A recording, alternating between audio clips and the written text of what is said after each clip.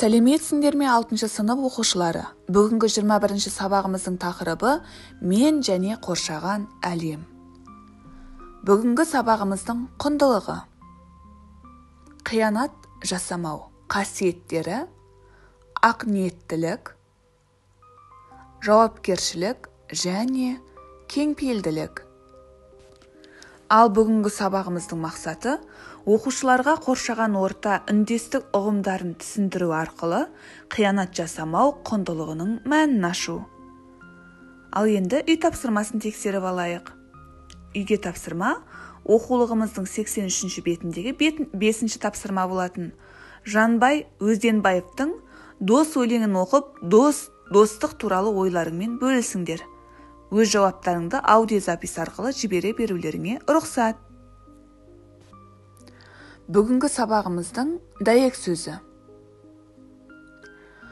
адамзаттың табиғатсыз күні жоқ, табиғаттың оңай-тарға тілі жоқ. Қадыр Мырзали.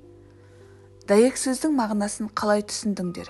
Өз ойларыңды аудиозапис арқылы жібере берулеріңе рұқсат.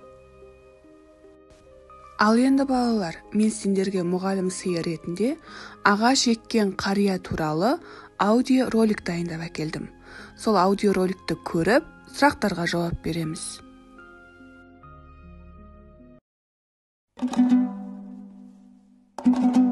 Ағаш еккен қария. Баяғыда бір елдің патшасы уәзірлерімен бірге ел аралап шығады. Жолда бір елді мекеннің маңынан өтіп бара жатып, ағаш отырғызып жатқан бір қарияны көреді.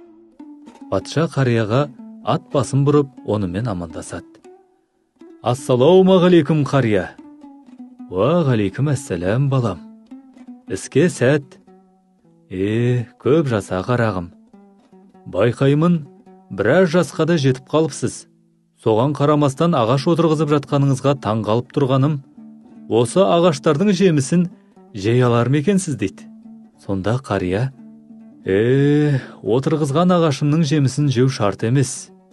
Бізде ата-бабаларымыз еккен ағаштардың жемісін жеп жатырмыз ғой.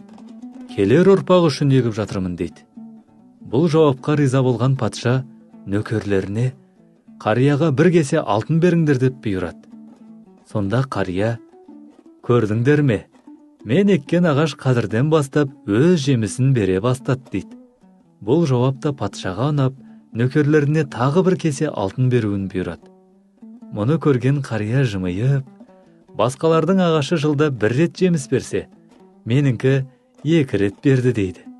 Қарияның тапқыр жауабына қайран қалған патша уәзірлеріне былай деген екен: егер осылай тұра берсек, бар алтынымыздан айырылатын сияқтымыз деп, қариямен қоштасып тұрып, оған тағы бір кесе алтын беріп, біздің елде осындай данагөй қариялар болса, болашақ үшін алаңдаудың қажеті жоқ деп, өзінің көңіл жұбатарлық сөзін айтып кеткен екен.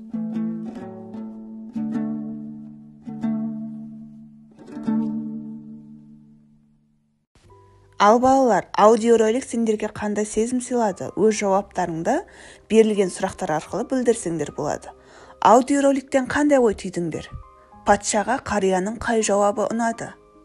Қарияның бойынан қандай қасиеттерді байқадыңдар? Осы жағдаятта сендердің әрекеттерің.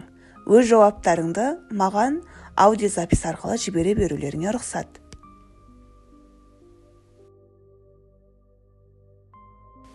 Ал енді шығармашылық жұмыспен айналысайық.